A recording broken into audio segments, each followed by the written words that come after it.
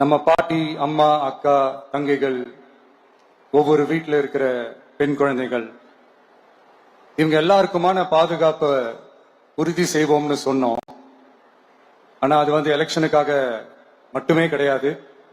மனசுல இருந்து நிஜமா, உண்மையா, உணர்வு பூர்வமா சொன்னதுதான். பெண்களுக்கு எதிரான இந்த கொடுமைகள்ல நமக்கு எப்பவுமே 0 டாலரன்ஸ் தான். அதுல ரொம்ப உறுதியா இருக்கிறோம். சோ சொன்னது எல்லாமே செய்யணும். கொஞ்சம் கொஞ்சமா, படிப்படியா அதை செயல கொண்டு வரணும். அதுல ரொம்ப தெளிவா இருக்கிறோம். அதனாலதான் ஆட்சிக்கு வந்த உடனே இந்த குறைஞ்ச நாட்களுக்குள்ளேயே இதை நடைமுறைக்கு கொண்டு வந்திருக்கிறோம். தமிழ்நாட்டில் இருக்கிற பெண்கள், பெண் குழந்தைகள் எல்லாருமே பாதுகாப்பா, தன்னம்பிக்கையோட இருக்கணும். அதுக்கான முதல் கட்டம் தான் இந்த ஸ்டெப். இது மனசுக்கு ஒரு மன நிறைவை கொடுத்தாலும், அதே நேரத்தில் பெண்களை பத்தின சில செய்திகள்லாம் கேட்கும் போது உண்மையிலேயே மனசு பதறுது, கண்ணு கலங்குது. அது கண்ட்ரோல் பண்ணவே முடியல. ஏன்னா நடக்கிற கொடுமைகள்லாம் யாருக்குங்க? நம்ம குடும்பத்தை சேர்ந்தவங்க தானே. எப்படி மனசு பதறாம இருக்கும்? அதனால பெண்களுக்கு எதிராக இதெல்லாம் ஏன் நடக்குது, எதுக்கு நடக்குதுன்றது மற்றவங்க மாதிரி ரீல்ஸ்லயும் இன்ஸ்டாலையும் தேடிட்டு இருக்க முடியாது. ரியாலிட்டிய புரிஞ்சுக்கணும். இந்த பிரச்சனைகள்லாம் ஏன் நடக்குது அப்படின்றத அனலைஸ் பண்ணி பார்க்கும்போது சுத்தி சுத்தி பாத்தீங்கன்னா ஒரே இடத்துலதான் நிக்குது. போதை பொருள் நடமாட்டம். அதை வேரோட பிடுங்கி எறியணும்.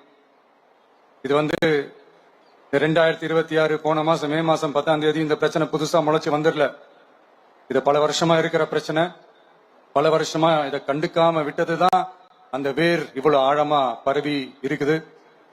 இதை பல வருஷமா கண்டுக்காம விட்டது யாருன்றது நான் சொல்லிதான் உங்களுக்கு தெரியணும்னு அவசியம் இல்லை. அது உங்களுக்கே நல்லா தெரியும். இப்ப அதை பத்தி பேசியும் பிரயோஜனம் இல்லை. முதல்ல இந்த போதை பொருள் நடமாட்டத்தை வேரோட பிடுங்கி எறியணும்.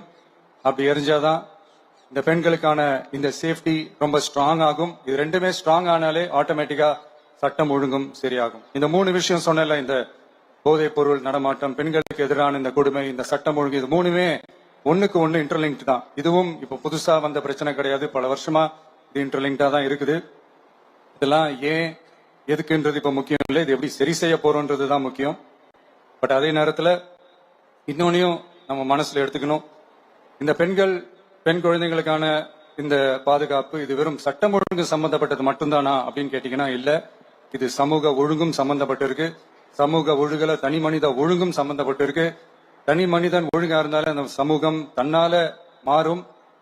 ஒரு கட்டுப்பாட்டோட, ஒரு பொறுப்பா இருந்தாலே இந்த மாதிரி பல பிரச்சனைகளை நம்ம கண்ட்ரோல் பண்ணலாம். படிக்கிற இடத்துல, வேலைக்கு போற இடத்துல, டிராவல் டைம்ல, ஆனா டெய்லி லைஃப்ல பயம் இல்லாம மரியாதையோட நம்ம பெண்கள் வாழணும். அதுக்கான ஒரு அட்மாஸ்பியரை நம்ம கிரியேட் பண்ணணும். அதுதான் நம்மளுடைய ஃபர்ஸ்ட் டார்கெட்டு. இவ்வளவு நேரம் நான் இதெல்லாம் ரொம்ப சாஃப்டா சொல்லிட்டு இருந்தேன். ஆனா பெண்களை தொந்தரவு செஞ்சுட்டு அப்படியே எஸ்கேப் ஆகி போயிடலாம்னு நினைக்கிறவங்களுக்கு நான் ஒரு வார்னிங்காவே சொல்றேன். பெண்கள் பாதுகாப்பை டிஸ்டர்ப் பண்றவங்க யாரா இருந்தாலும் அது சகிச்சுக்கவே முடியாது.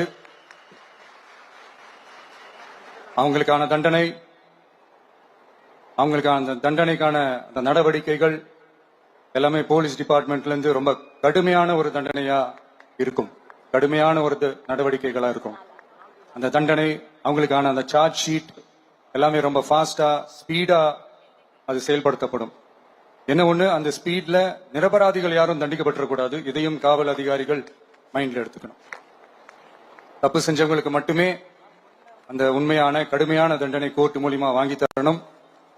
அப்பதான் அதை பார்த்து தப்பு செய்ய நினைக்கிறவங்களுக்கு கூட தப்பு செய்யக்கூடாதுன்ற அந்த ஒரு பயம் வரணும். நம் அரசு சார்பாக முதற்கட்டமாக 354 கோடிக்கு மேல நிதி ஒதுக்கப்பட இருக்கு. இந்த திட்டத்தோட 2வது கட்டமா இந்த படைக்காக மட்டுமே 2500 புதிய பணியிடங்கள் உருவாக்கப்பட உள்ளது. பெண்களோட பாதுகாப்பை ஸ்ட்ராங் பண்றதுக்காக மாடர்ன் ஃபெசிலிட்டிஸ் இருக்கிற வாகனங்களும், நவீன உபகரணங்களும், தொழில்நுட்ப சாதனங்களும் அலாட் செய்யப்பட இருக்கு.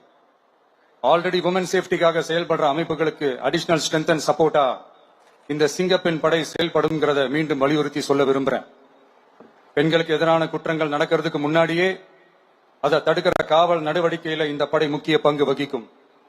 ஃபீல்ட் ஒர்க்ஸ் அண்ட் பிரிவென்டிவ் ஆக்ஷன்ஸ்ல இந்த படை ஈடுபடுறதால அனைத்து மகளிர் காவல் நிலையங்கள் எல்லாம் வழக்கு விசாரணையிலும் குற்றவாளிகளுக்கு தண்டனை வாங்கி தர்றதிலையும் இன்னும் அதிக கவனம் செலுத்த முடியும்.